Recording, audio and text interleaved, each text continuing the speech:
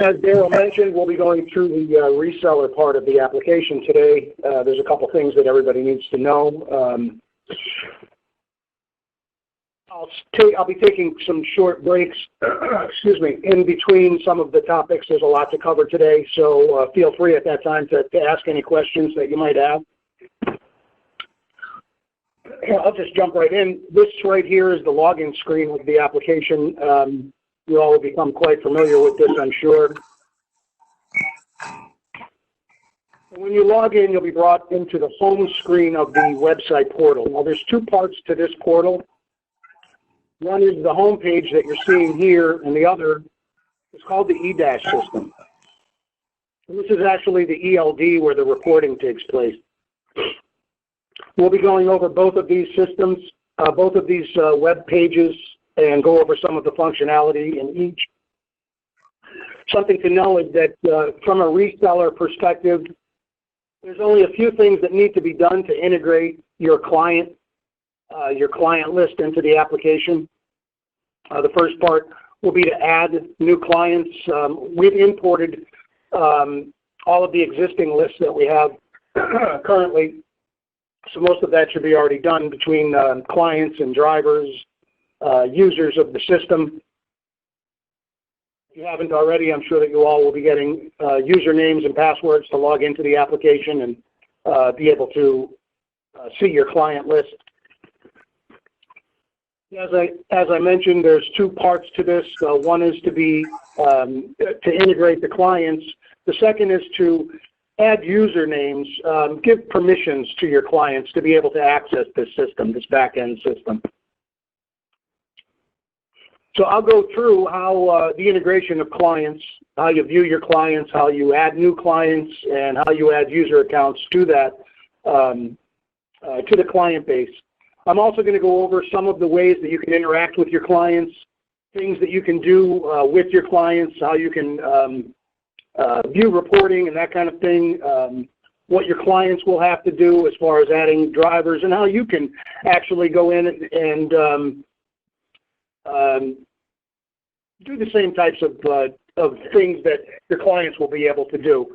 Also be able to print reports and stuff using the E- system. So we'll go through all of that today. First thing that well, let me take a look at the interface here. There's a couple of menu items up at the top. The administration menu and the E- menu. This will provide the access into the E- or ELD system. The administration menu has a bunch of items here. We're going to be interested in clients and users a little further down the list. They can also be accessed by the menu that's, by the links, the menu links that are visible on the screen. So the first thing we'll do is go into the administration menu. There will be a list of the existing clients that you have that we've already imported for you in this particular, using this feature. When adding new clients, we'll simply click the new client list link at the top of the screen here, and I'll enter all of the relevant information. There are only there's a handful of things that are simply optional and don't need to be entered or messed with. We'll go through those as well. ABC. I'm just going to go through and enter a client, so we got a good idea for how this is done. The name, of course, of the client is necessary, as is the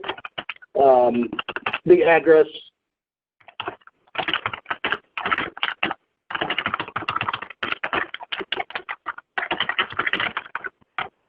Phone number is also a good idea to put in there. This is an optional. This is an option that's not necessary, but for record-keeping purposes, I like to put this information in. The email is a necessary field.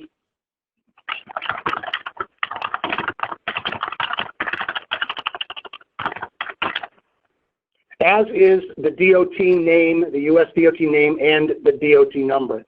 Now, one thing that I have to mention about this is these are fields that are going to be printed directly on the driver logs.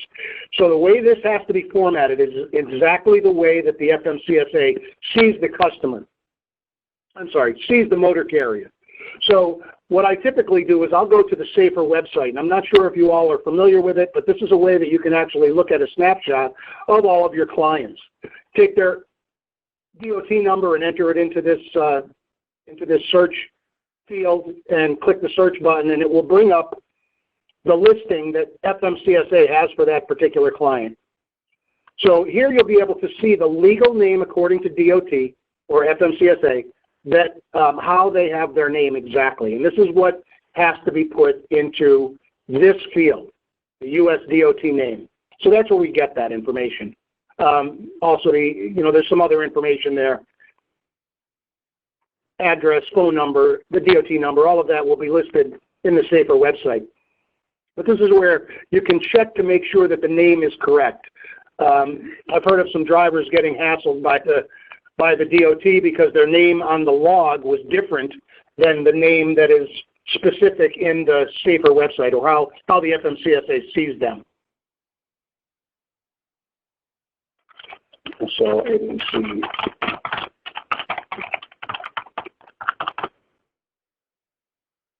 Region is always going to be North America, of course. The time zone is really important because this is what governs the time that the driver has against their logbook. So this has to be correct, and it's typically where the driver's home base is as far as their company is concerned. You can alter the distance units from miles to kilometer, the temperature, and the fuel units, gallons or liters. That could be also adjusted. The rest of these options on this page are not necessary to be filled out. These pertain more to vehicle tracking, and that's not what we're getting into right now. You can set the language, the language, English and Spanish are both represented here. And there's also this theme field or theme option. You can set the color of how the web portal is displayed. So just pick a color, whatever you'd like. I think that it defaults to blue even if you don't select an option here. But I'll keep that just for demonstration purposes. The last is the functionality. That's always set to hours of service. You can save that. That's all that's necessary on this page as far as the client is concerned, or integrating the client information. Once this is done, we're going to hop over to the E- system by clicking on this link under the E- menu. And you'll be able to notice which client you added, because there'll be some empty fields here. So the first thing we need to do is finish entering the details for the client itself. Enter the DOT number, once again, the same as it is on the FMCSA website. Carrier address.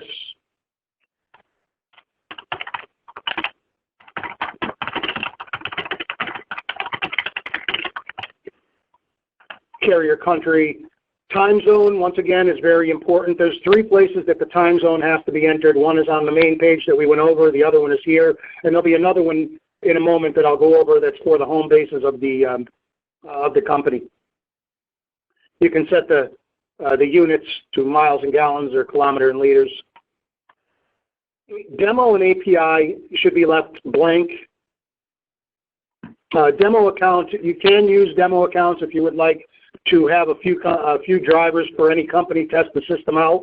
This will, in 30 days, get rolled over to a normal account, so that check mark will come away, or you can actually, when you're ready for this particular client to come on full time with the company as far as ELDs are concerned, you can just remove that check mark.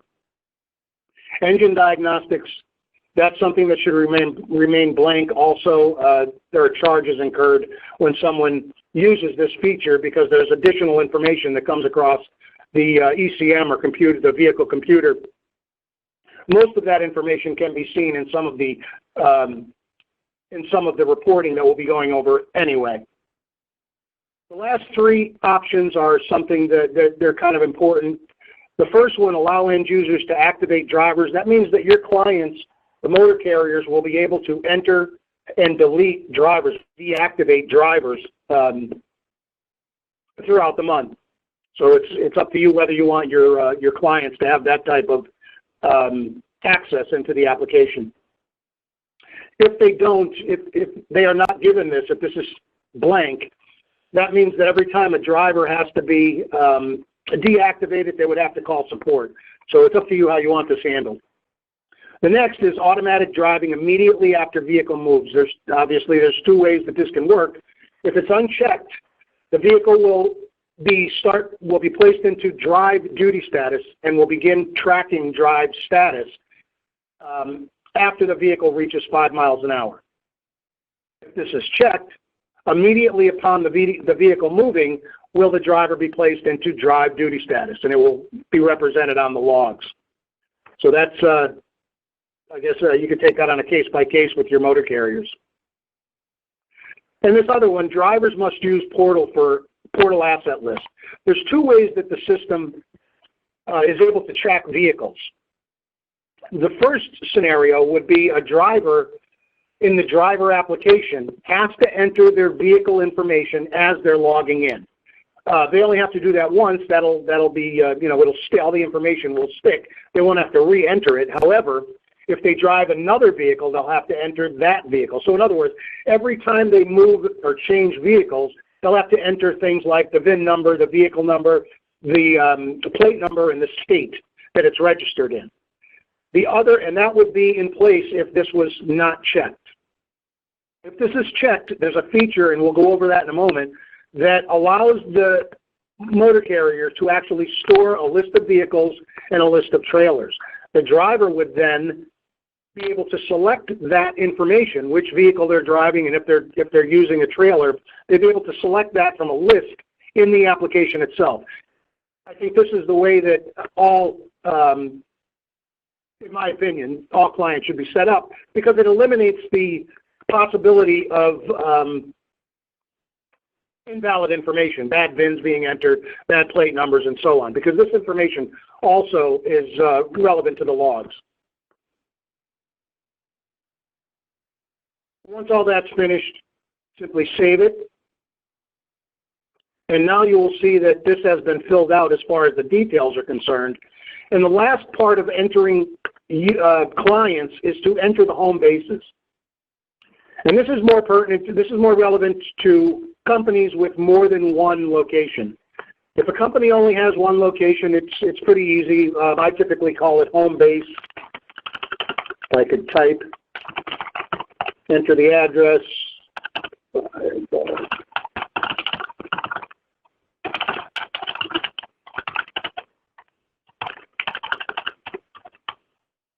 Now, the last part of this home base is to actually enter, or the location entry, is to enter the longitude and latitude for the address itself.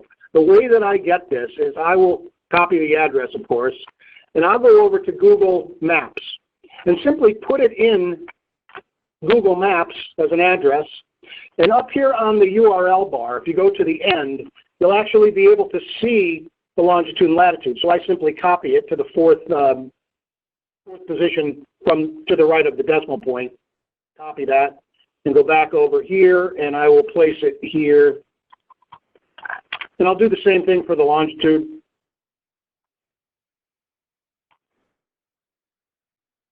Copy that with the negative sign. Once again, 4 places to the right of the decimal. And I'll put it here. Lastly, make sure that select the proper time zone. And that's something to check. Anytime, for troubleshooting purposes, anytime a client calls and says, the driver's time is off, this is where you would actually look to make sure, or this is where they would look either, to make sure that the proper time zone is selected. If this is the main office or the main location for the company, simply set that. If there is only one location, this is kind of, the option is already set for you. You don't have to do it. If you're entering other locations, first of all, where it says location name, I'll typically name that the location city and state possibly, or satellite 1, whatever. You can name it whatever you want. But only one location can be set as a main office. And why these are important is because once drivers get entered into the system, there is an assignment button next to the home bases themselves, next to all the locations that have been entered. And what you're able to do here is actually go in, and let me select another company here so you can get an idea. Let's go into this and go into assignments. Okay, once the locations are entered and once the drivers are entered, you're actually able to click on each one of the locations on the assignment link and add the drivers that are actually assigned to that particular location. So this is how they get assigned to locations.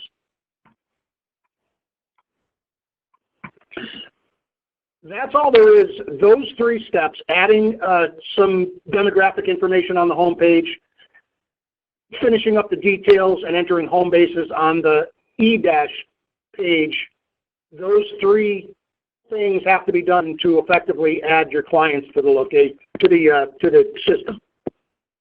The only other thing that's required for adding clients or integrating your client list into the system would be to add users, give the users of the clients access into the application. And from that, you would simply come back to the home page and click this Users Administration. Now, this will give a list of all the users that are created for your clients.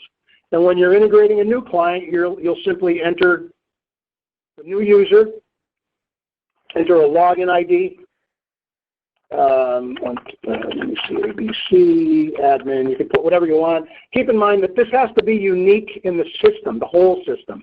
So if someone else has taken the name that you've placed in here for login, the login ID, but what I simply do is add a number. You can do whatever you need to make this work. It'll tell you down here at the bottom if that login ID has already been taken once you save that this record.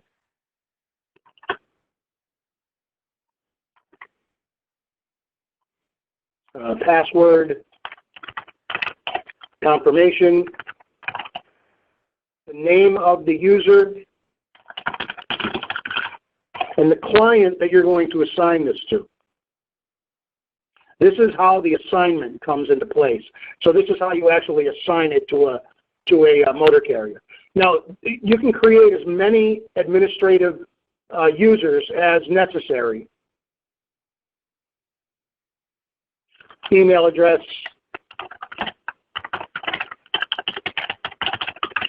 and select the language, enter the cell phone number. You could format this any way you'd like. All of the rest of these fields are optional. I mean, they're not necessary. This, once again, is for tracking purposes, and we're not getting into that at this time. The last thing that has to be set is this landing page option. Now, what this landing page option does is it tells the system where to bring where to place the user once they log in. I always select home because I'll show you where that goes in a moment. But I'll select the home page. The home page is actually this page here that we're on with none of this information. It will only be information will only be displayed for the company that they're logging into. So you don't have to worry about them seeing anyone else's or your information. When you're finished, simply save that record, and now that user has been created. And from a reseller's perspective, if you search on the client list and select search, you'll be brought to that. As I mentioned, not only can you add client information, integrate clients, and integrate users into the system, you can also work in the client files themselves.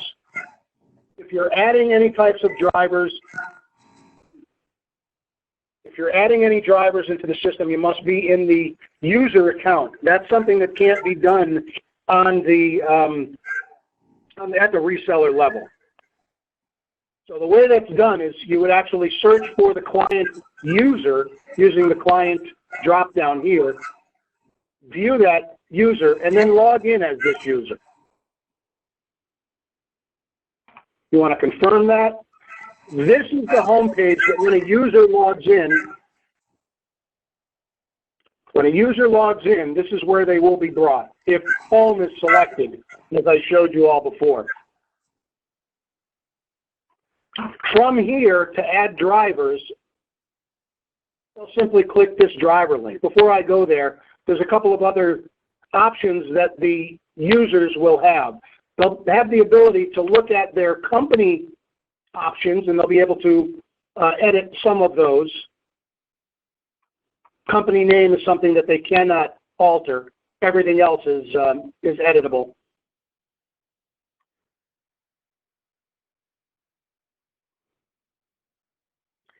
And they will add drivers simply by clicking the driver link from the home screen.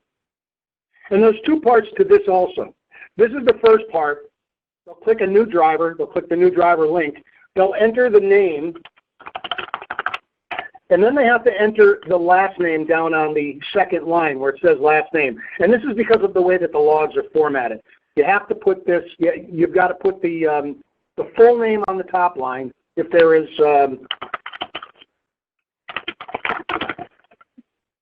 anything like that, and then the last name would be printed on the second line.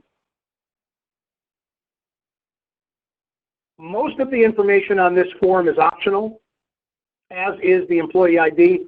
If there are lots of employees, I like to add that.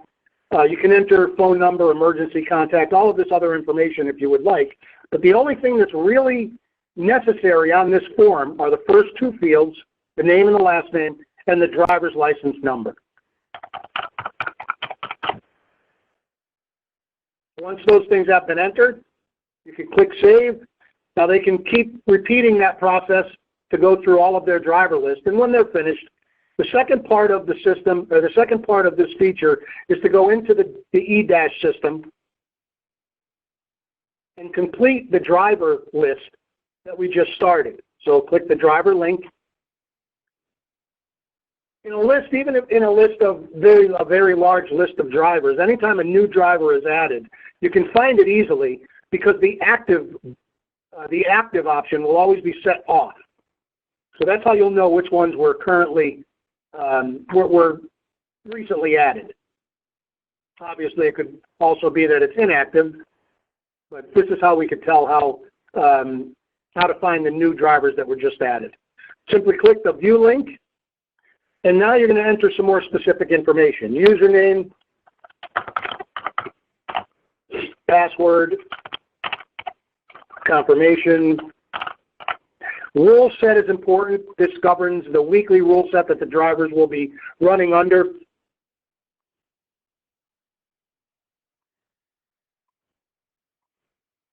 The 24-hour starting period is typically midnight, but current time is also an option when the driver logs in. The driver must be placed into active status in the system. If the driver will be using or needs access to personal conveyance and yard moves, which are the two new duty statuses from the mandates, they can check either or. And if the driver's exempt, can check that as well. And select which units to use. And then license state. And this is important. Any of the required information, it won't let you save a driver's record or complete a driver's record without all of the required fields filled in. These are optional, personal use and yard moves, but everything else that I've gone through are required fields. Now this last field here, or this last option, DVIR Wi-Fi only, this is a pretty important one. First of all, drivers are allowed to enter or attach up to 9 pictures using the application to any DVIR. So they can use their mobile device to take pictures and attach it and upload it attached right to the DVIR. Doing that, there are 2 ways that the DVIR can be uploaded to the back end. The first, if it's unchecked, will use the data file, or I'm sorry, will use the data plan of the device that the driver is using. If they're taking pictures, that could get quite expensive. That could go over the data plan that most have set up once there's a lot of pictures attached. DVIR with Wi-Fi only, this option prevents that from happening, prevents the DVIR from being uploaded using the data plan. It will only use the Wi-Fi of the device. That's a good and a bad thing. If a driver's using pictures, that's definitely the way to go. However, it might kind of hold things up a bit, because if the driver is in an area that does not have any Wi-Fi signal, then it'll simply wait until there is Wi-Fi and then it will upload. That could kind of lock things up a little bit. If the driver's not taking pictures, by keeping this unchecked, that would make things go pretty quickly. But once again, that all relies on if the driver is taking a lot of pictures, if they're attaching a lot of pictures. Typically, drivers don't. If they get into an accident, if they if they find something wrong with their vehicle, they may take a picture or a few pictures. That's the way most people use it. Most people aren't using the system taking pictures every single day. There's kind of not a reason to. But that's how this option works, and it's at the motor carriers or your discretion how this is used. Typically, the motor carriers, how they want their drivers to be able to use the system. Once all of these has been saved, has been entered, you can simply save it, and that driver now will be complete. You'll see that it's active in the system. You'll see that they have a username, so they're ready to use the system. They're able to log in now. Okay. The last part of setup has to do with the assets of the motor carrier. As I mentioned before, there's two ways to use the system. The first is by allowing the drivers to enter their own vehicles, their own vehicle information, the VIN, the plate, number, all of that information for both trailers and tractors. They have to do that every time they change vehicles or change trailers. And that could be a bit inefficient if the motor carrier has a lot of vehicles, because it could lend itself to inaccurate VINs being entered in the application, and that causes a whole bunch of issues. So kind of try to stay away from that. So this feature was developed just for that issue. And by going into this asset link for all of the clients, motor carriers can enter vehicles and trailers into the application. So let me add one just to, well, here. Okay. Number is any number that a motor carrier would assign. It could be anything. It could be any number that a motor carrier would assign to its vehicle list. And this falls true for both the tractor, the vehicles, and the trailers. VIN number has to be a valid 17 character VIN number, and the plate number must be entered, as well as the registration state. Now, description is where, because there are only two types of assets, tractor and trailer, this description helps the drivers differentiate between the different vehicles in the system. So maybe this is a pickup truck, whatever it is, but this is what the drivers will see when they're selecting the vehicles and the trailers from the list, the drop-down list in the application itself. So this is where you're able to differentiate. Simply save it when all the fields have been entered, and there are no optional fields. All of this is, description is optional, but I definitely suggest if there's a lot of vehicles to enter some type of description into the description field. And simply save it, and that will add it to the asset list. Once that's finished, it's immediately available to the drivers, and then they're able to select the vehicles from the drop-down list. Now I will go through the reporting feature. All of these tabs up at the top provide reporting, mini report writers. So you're basically able to get, I mean, it's kind of self-explanatory what each one does. I'm going to go through all of them, but as I said, they're all mini report writers. So you can select a company. You know what, I'm going to log out and log back in so you can actually see some information.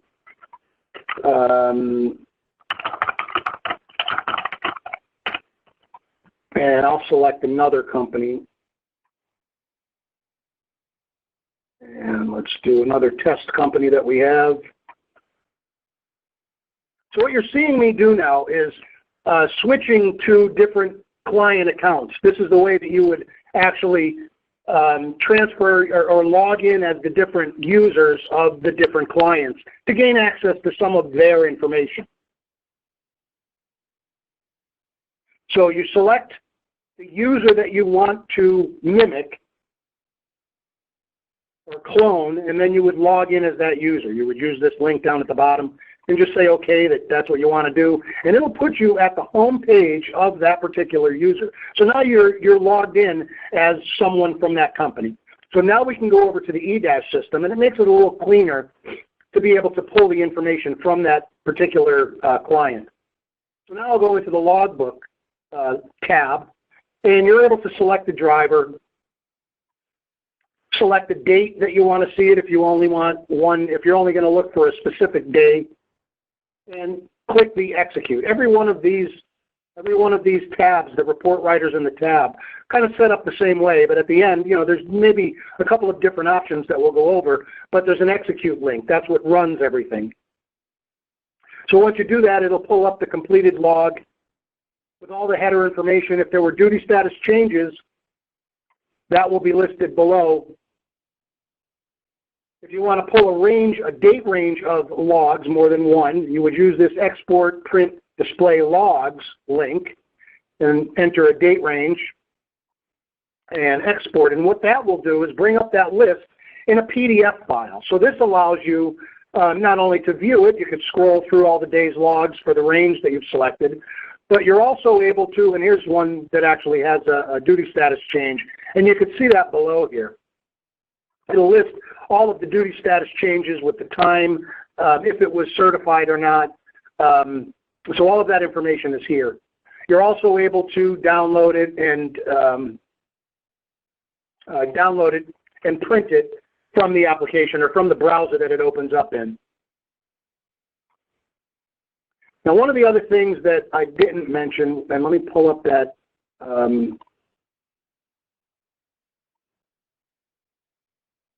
let me pull this up again. There's something else. There's another feature that allows the user to be able to make changes to the driver logs themselves. So I want to pull that up so you can see that feature real quick. I want to see what date it was.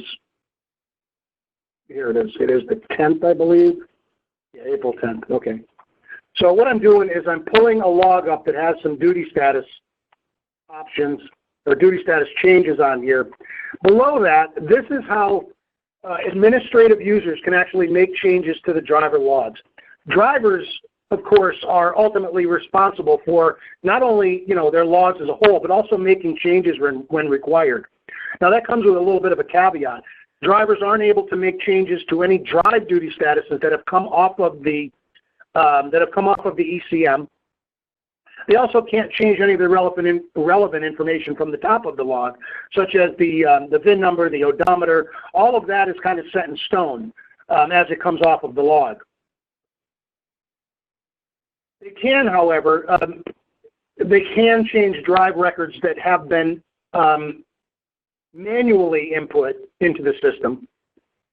And you can tell the manual duty statuses from this list of duty statuses underneath the log grid itself. There'll be little icons over to the right, these little tablets or whatever they are. If you click on these, if you need to change one, you can actually change the duty status itself.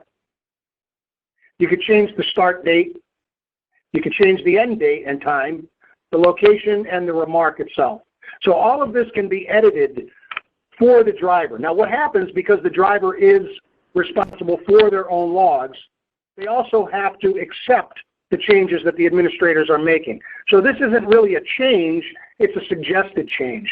Once the administrator makes the suggested change and saves it, nothing will happen yet, except a notification is sent to the driver, and the driver will need to go in and review the suggested change. If the driver accepts it, it'll become part of their log set. If they don't accept it, it will go away like the administrators never made a suggested change. So once again, it's really important. The driver has total control over their logs themselves. So this is a way that administrators can make changes to the logs.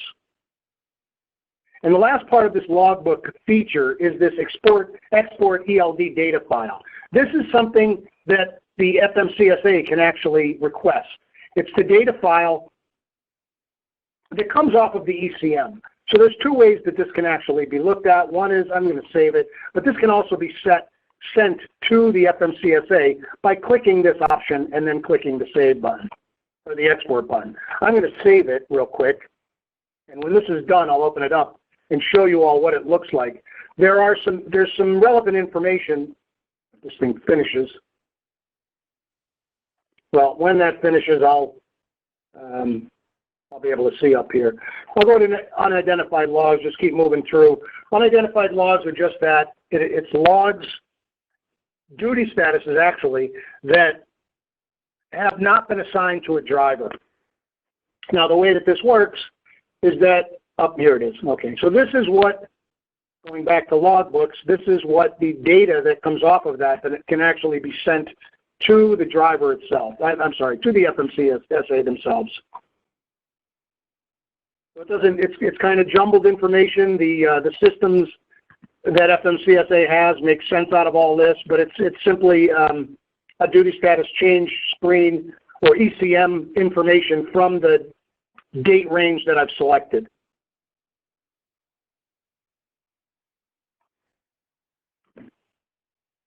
Unidentified logs, select the vehicle that you'd like to report for. I don't think I have any, but I'll run it anyway. Yep, no data. Okay, so this is where you would see a list of any duty status changes that have not been assigned to a driver. And that's pretty important because the drivers are given these notifications if there are any unidentified duty status changes, any unidentified log elements that at the time that they log into the vehicle. So when they attach a vehicle or when they select a vehicle or enter the information for a vehicle, if there are any unidentified records, it will show that notification to the driver, and the driver can then accept them. So that all works through the driver app, but there is a list that the internal or administrative users can print to make sure that everyone is doing what they're supposed to as far as accepting the unidentified logs. Carrier requested edits, log edits, are what we just went over here down the bottom of the screen. So anytime the administrators make a change, a duty status change to a driver's logs, they're listed in this report here. So you can actually select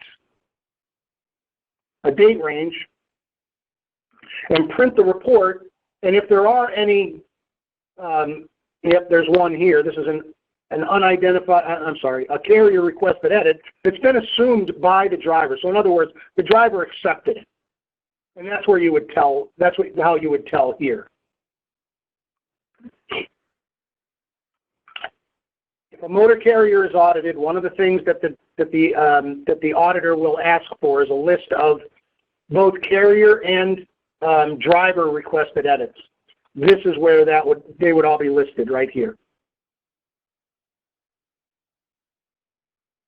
The dashboard gives the internal users, the administrative users, a way to see how the drivers are doing as they're going through their day. So I'm going to execute this, and you're going to see that this is a list of all the drivers for this particular company that are active. The ones in the green mean that they're doing okay as they go through their day. If they get within 1 hour of any of their drive times, like they're within 1 hour of driving too many hours that day, it will turn a bright yellow. If they go below 0, meaning they drove too many hours, it will turn red like it is here. So this particular driver has issues with all of the duty cycles. So you can tell that here. And this is a feature that most motor carriers use on a daily basis to see how their drivers are doing as they go through their day. The can be done for the entire fleet, or it can be done for specific drivers. Violations are just that. It's a list of violations for the drivers for any time period. It'll tell you not only the driver's name, but also the username, the date and time of the violation, as well as the specific violation. So this is a pretty important report also. This can also be exported to an Excel spreadsheet, a PDF, or a Word document.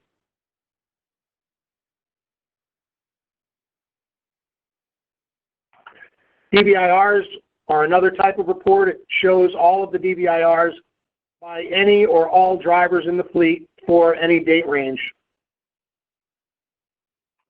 There are also some more filters that you can enter, tractor number, trailer number, if you want to get very specific, as well as all conditions of the vehicle, satisfactory, defects, whatever. And when you run this, this will list all of the DVIRs or vehicle inspections that have been performed during this date range. Now, there's two different types of DVIRs. The first icon will show just the DVIR itself.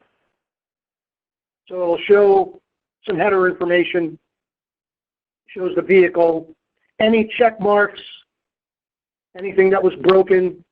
Down at the bottom, it'll show the condition of the vehicle as per the driver. It'll show their signature. So all of that is visible using that first icon. The ones with this second icon means that there's pictures attached to the DVIR that we spoke about before. So if we go into this DVIR, we'll see the same information, all of the check boxes, condition of the vehicle, but there'll also be an image that the driver created or that the driver attached to this DVIR. And as I said before, a driver can attach up to 9 pictures to any DVIR. So that's how it's displayed. These can also be printed out, whatever you need to do using the browser.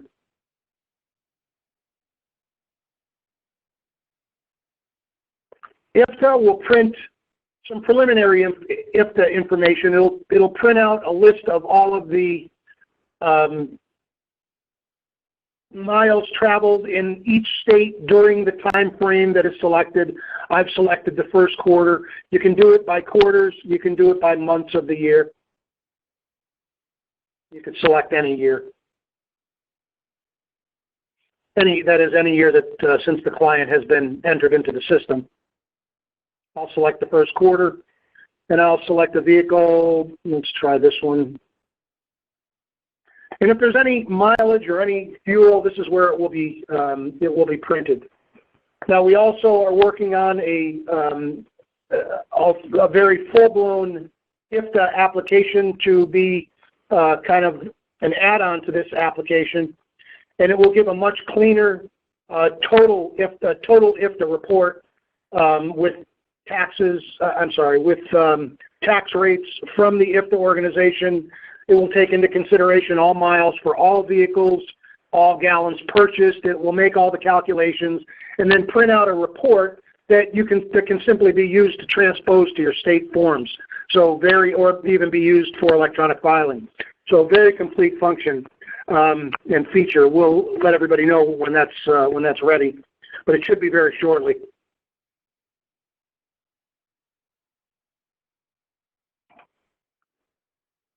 Driver records are duty status changes for all the drivers. Let me pull up a few here.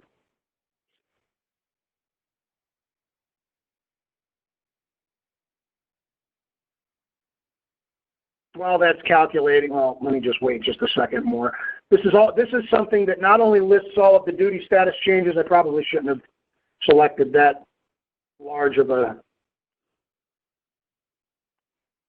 sample. Let's see if we can get this up quicker. Yeah, there we go. Okay, so this not only is the duty status changes for this particular fleet. I've selected all drivers. You have other options for all statuses, all origins, whether it was taken from the ECM automatically, or whether it was an entered driver, manually entered, or if it was a change request. All of those origins can be printed or used for the report, event statuses, and event codes.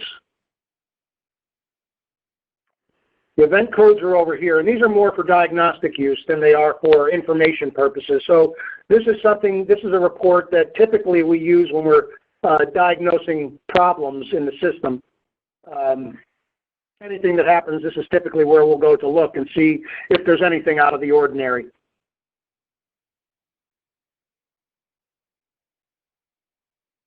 FMCSA records, I don't think we'll have any data here, but this is something that this will also print off some ECM codes, pretty similar to what we did in the, where was it? Pretty similar to the driver records.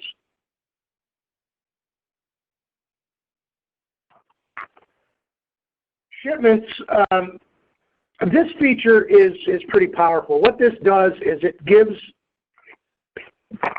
the administrators or dispatch a way to track pickup and delivery of their driver's loads, or of the driver as they go through their day. Basically, let me run the report and see if there's anything. No, there's nothing.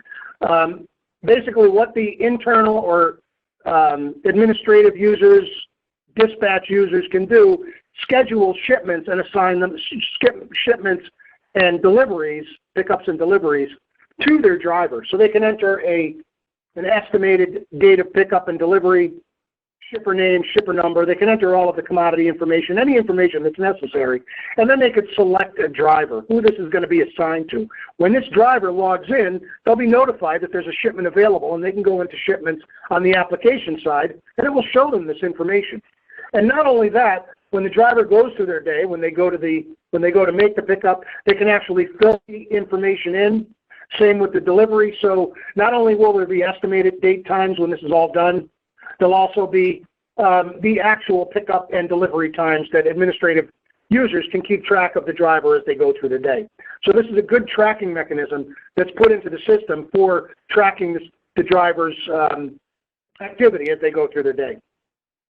Once a shipment has been entered into the system, it is available from this particular report. So as they're added, they can also be printed out and listed in this report, and there's all of the details would also be attached. Engine diagnostics is not something we're going to be concerned with. This is that little checkbox that we went over before, right here, not here, right here. This right here, this engine diagnostics, if this were selected, then that engine diagnostic report would actually print information relevant to the engine diagnostics. Would be more information such as engine on, engine off, that type of information, rather than the duty status change information that's on the other side of things, the ELD side. And the last report is the driver duty status report. Basically what this does is it gives a representation of all duty statuses between this time frame for, in this case, all drivers. And it's how much time has been spent in each duty status for that particular time frame. I don't know why I keep making these time frames, these date ranges so big, it takes forever to print them. But this right here, so this demo driver spent 115 hours, 151 hours, no, I'm sorry, 1,115 hours and 31 minutes in the off-duty status. You can see all of the breakdowns here, but this is a way to look at all of the time spent in each of the duty statuses between any time frame. This can also be exported into an Excel spreadsheet.